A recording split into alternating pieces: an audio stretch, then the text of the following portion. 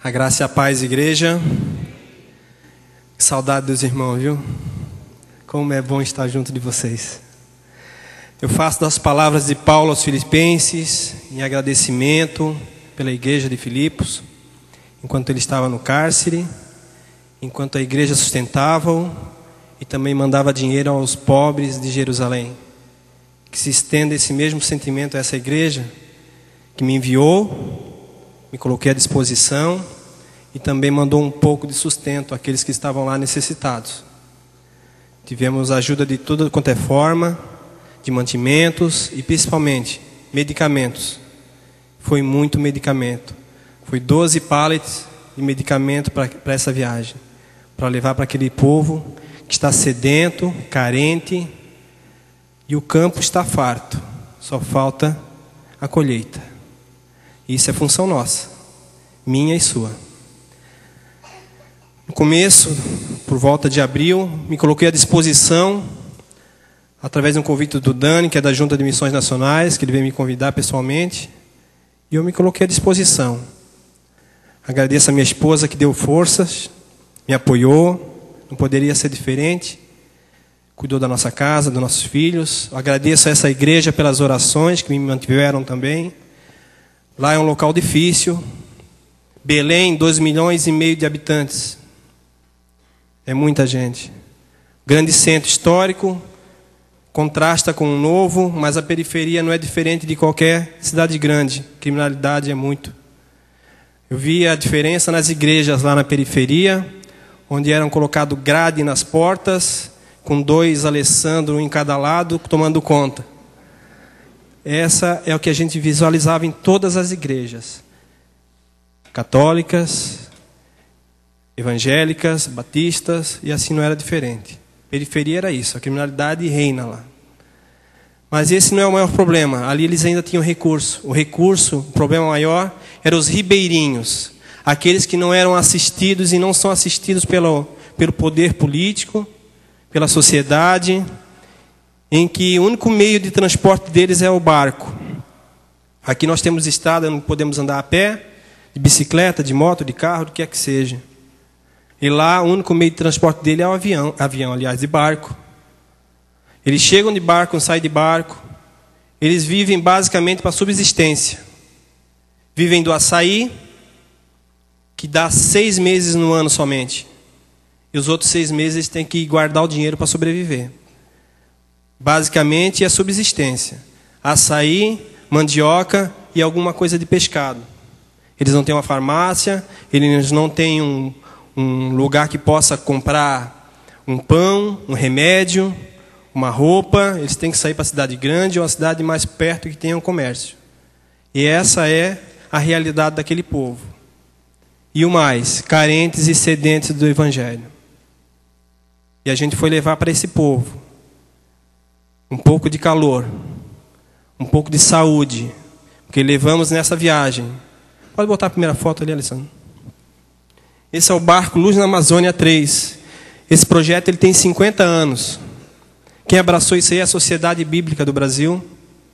E esse ano abraçou também junto foi a Junta de Missões Nacionais. Nesse barco tivemos 35 voluntários. Foi a maior equipe montada até agora. Então foi para marcar mesmo os 50 anos da sociedade, junto nesse barco. Esse é o terceiro. Começou há muito tempo, em 62, com um barco ainda tímido. Agora o segundo barco já se transformaram em museu do livro, muito bonito também, que vai estar passeando por lá.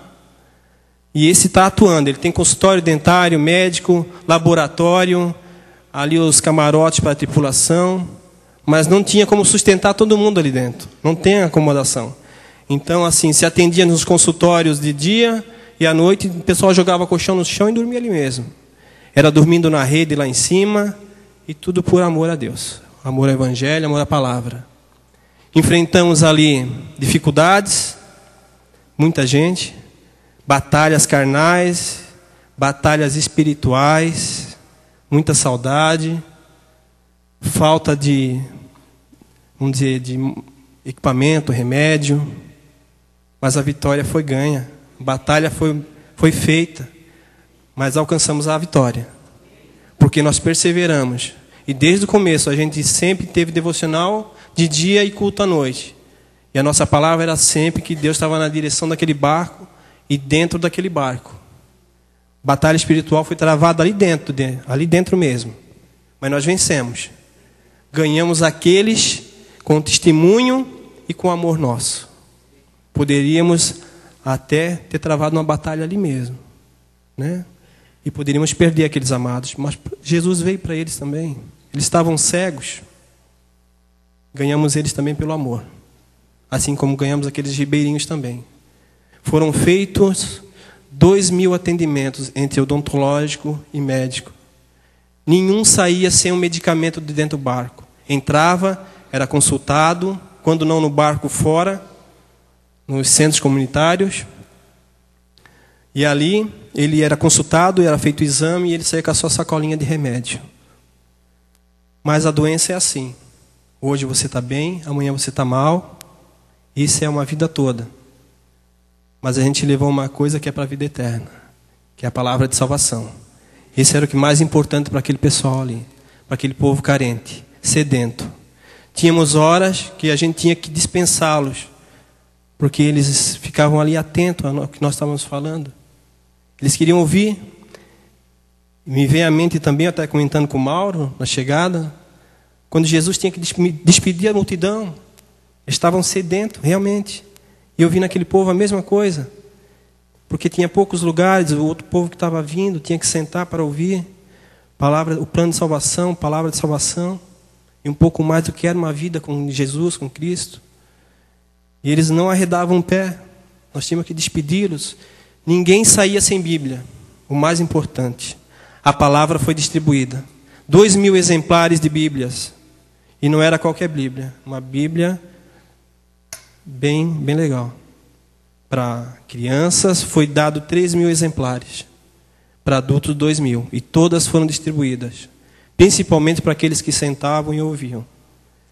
Ao final de cada apelo, não tinha uma alma sequer que não dobrasse sua cabeça e entregasse sua vida a Jesus. Eu via no meio daquele povo, não só os leigos e descrentes, mas pessoas de dentro de igrejas, sendo enganadas por um falso evangelho pregado. Quando se confrontava elas com o plano de salvação, elas não sabiam responder se ia para o inferno ou para o céu. Misericórdia. Porque se estamos dentro de uma igreja, se somos povos de Deus, nós temos que ter a certeza de que vamos para o céu, que vamos estar na glória com Deus. Amém? Aqui eu tenho umas fotos que eu trouxe para os irmãos. Isso aqui é o barco. Essa aqui é a equipe. No começo bem divertida, né? No começo da viagem, aquela coisa tal, né? O sorriso reina estampado no rosto de cada um. Aqui é um pouco das casas que existem lá.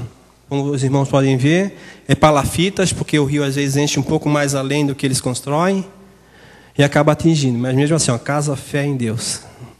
Né? Pode prosseguir.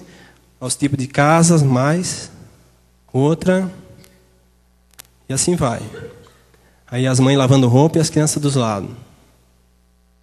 Sempre do lado de uma casa tem um barquinho, que é a bicicleta deles, é o carro deles. Então o barulho e o carro é para todo lado. Aqui é os animais que vivem nas casas, ao lado. Aqui está meio escuro, né? Mas isso aqui é o... Porque as casas lá, elas não têm divisão. É poucas casas que tem. É um leito só. Ali eles cozinham, ali eles dormem, ali eles permanecem. Ali eles, geralmente lá, as meninas, a sexualidade ela é aguçada muito cedo. Porque eles crescem, vendo às vezes o pai e a mãe tendo relação. Entendeu? Então aí isso aguça. Então a sexualidade é aguçada muito cedo, inclusive daí a gravidez também é muito cedo, muito jovem, 11, 12 anos. Né? Então você vê lá meninas com 14, 15 anos com 2, 3 filhos. Aqui essa casinha com 3 paredes somente. A de cá não tem parede. E ali é a casa deles. Nessa casa, só um minuto, Alessandro, tem uma senhora que se chama Selma. E Deus mandou o barco para aquela localidade naquele dia. Por quê? Ela abortou naquela noite, estava com sangramento, não teria condições de ir para uma cidade grande. com certeza ela ia morrer naquele local. O vilarejo não tinha nem pronto atendimento. Um ambulatório. E o barco, alguém chegou para chamar, e os médicos foram ao local. A gente ia para o local. Quando era questão de urgência, emergência, a gente ia. Os médicos pegavam o barco e iam, com medicamento, com tudo. Faziam atendimento, se pudesse trazer para o barco, trazia também. Então essa Selma, ela teve um sangramento e foi feito o tratamento. Durante 3 dias acompanharam ela na casa dela, indo todos os dias, levando medicamento, levando sustento, inclusive para os seus filhos, 4, 5 filhos, né? Inclusive tem um ali na porta, um com bronquite, subnutrido. E fomos lá levar o calor humano para ela, um tratamento. Posteriormente, nós fomos para outro vilarejo, ela já estava tratada. Nesse mesmo dia, no dia posterior, chegaram trazendo ela no fundo de um barco, coberta, branca, já tinha sangrado muito, já estava se passando. Os médicos não tiveram qualquer restrição, conduziram ela com o barco até uma cidade mais próxima. Graças a Deus tinha ali o líder dos médicos, era o Dr. Silvio, um homem de Deus, cirurgião plástico, altamente conceituado, diretor da Unimed de Campinas, e um homem de Deus mesmo. Deus colocou ele no nosso caminho. Ele ligou para a Unimed de Belém, acionaram o helicóptero, foram buscar ela.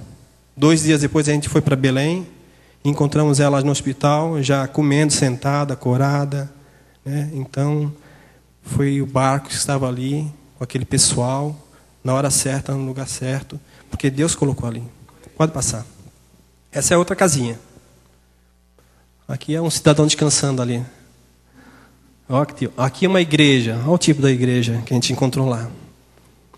Tirando a igreja da Assembleia, que era mais bem localizada, essa aqui se dividiu da Assembleia e estava começando.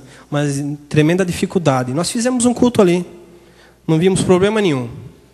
Fomos lá, nos reunimos, fomos convidados. Fomos lá, distribuímos Bíblias para os irmãos que ali estavam. Fizemos um culto para Deus ali mesmo. Equipamento ruim, mas isso aí nos fez ver que às vezes nós estamos aqui, acomodados, no ar-condicionado, sentados em boas cadeiras, e a gente assim mesmo reclama. É verdade? Lá a gente estava sentado em banco, quase quebrando, com aranhas no meio, passeando no nosso meio. Isso faz nos rever, né? Temos tudo e ainda reclamamos. Pode passar. Outra casinha, vai. Ali, ó. Pobre, mas feliz. Outro tipo, vai. Vai. Volta um pouquinho só, Alessandro. Aqui é uma trapiche. Do lado direito seria o mar, o rio, que quase parece o mar, né? E do lado esquerdo aqui as casas. Então eles andam aqui, a rua deles é aquele trapiche ali. É o vai e vem diário. Pode passar, Alessandro. Aqui uma moça, Edivânia, que pediu para nós visitarmos a casa da família dela. Foi o único local que a gente fez trabalho de campo. É Pracuúba o nome.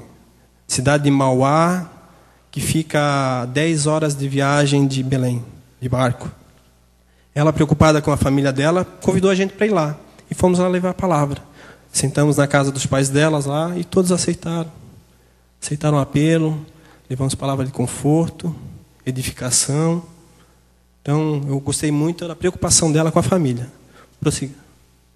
Aqui o jeito que eles vivem, né? Um barco, casa, palafita. Vai. Vai. Aqui uma escola isolada, mas tem professores. Pode ir. Aqui é o açaí.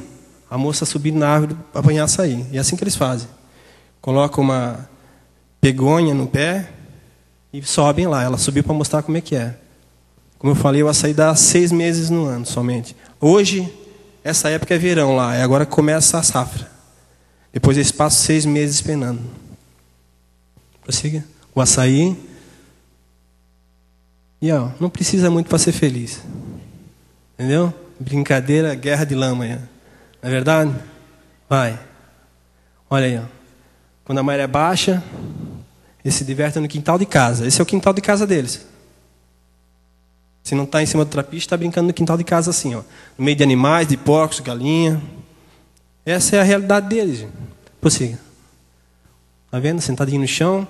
O açaí para eles não é sobremesa, é o alimento principal. Eles comem tudo com açaí. É farinha com açaí, é peixe com açaí, é carne com açaí, sem açúcar. Tá? Então é a comida principal, o prato principal deles é o açaí. Vai.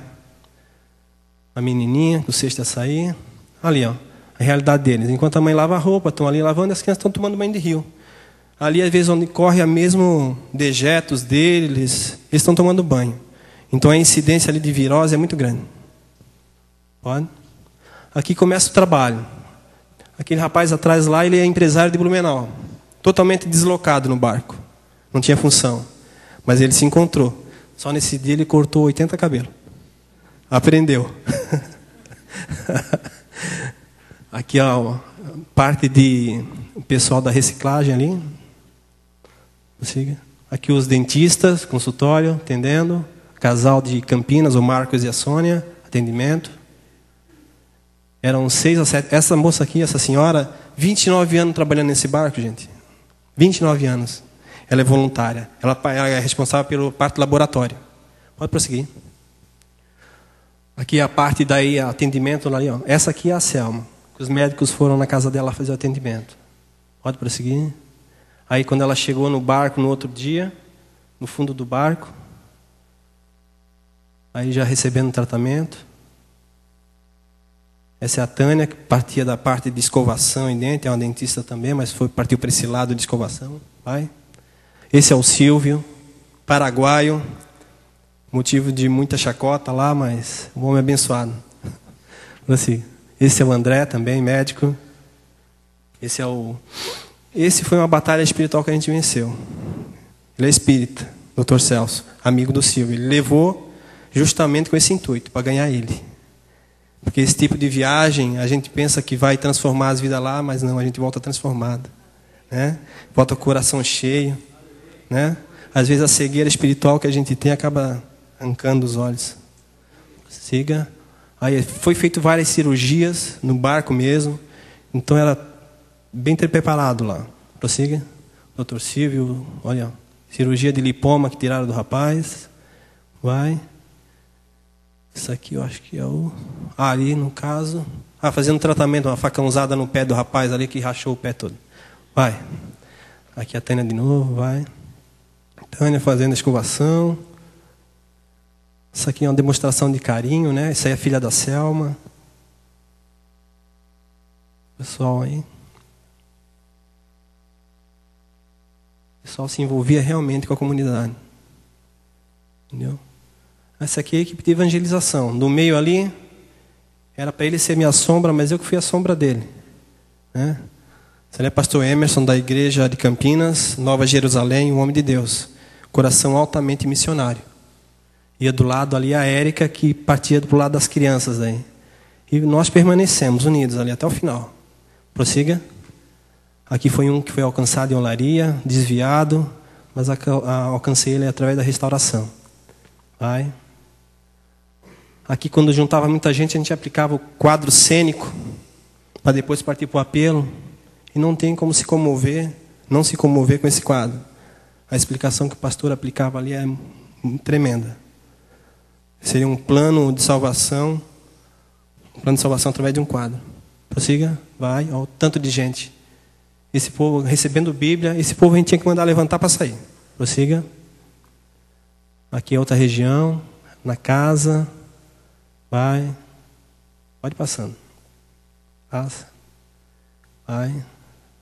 Prossiga. Vai. Bíblia, material bíblico para criança, vai. Trabalho com crianças. Vidas alcançadas. Vai. Pode ir passando. Foram 2.000 atendimentos médicos e odontológicos. E eu posso me regozijar e passar para os irmãos para participarem dessa alegria também. Foram de 1.000 a 1.500 vidas que foram alcançadas através da palavra. Prossiga. Nessa igreja aqui, ó, Assembleia de Deus, transformamos ela. Era para ser a igreja batista ali, renovada, pentecostal ali. Entendeu? Botamos 500 crianças nesse dia, no culto das crianças ali dentro. Fizemos um trabalho de campo e material distribuído ali dentro. 500 crianças nós metemos ali dentro. Então, o pastor, quando voltou, que ele tinha viajado para Belém, vai voltar com outra cara a igreja. Olha lá. Vai. Isso aí também nos bares, a gente não media esforços, parava, evangelizava. Pode prosseguir, prossiga. Vai. Não tem preço, né? Qualquer custo que se gasta numa viagem dessa, um sorriso desse se justifica, não é verdade? Vai. Olha aí. Prossiga. E o sol é para todos. Ali uma canoazinha, com 3 crianças dentro. Isso é a brincadeira deles no rio. Eu não deixo meu filho nem atravessar a rua. Imagina andar numa canoa dessa aí sozinho. Gente, isso aí foi minha viagem missionária. Como eu falei, eu fui para transformar, mas acabei voltando transformado. Meu coração voltou transbordando de alegria, desejoso aí de... Eu olho para umas carinhas na rua aí, já me dá vontade de ir lá evangelizar. A gente volta assim. E eu queria que essa alegria fosse passada para os irmãos. Fala para o teu irmão do lado aí, olha para ele e diz assim, ó, você é participante dessa alegria. Pode falar, você é participante dessa alegria, pode falar. Eu agradeço a Deus por essa igreja que me sustentou em oração. Tá? E acreditou em mim. Nesse campo missionário. Amém? Fique na paz.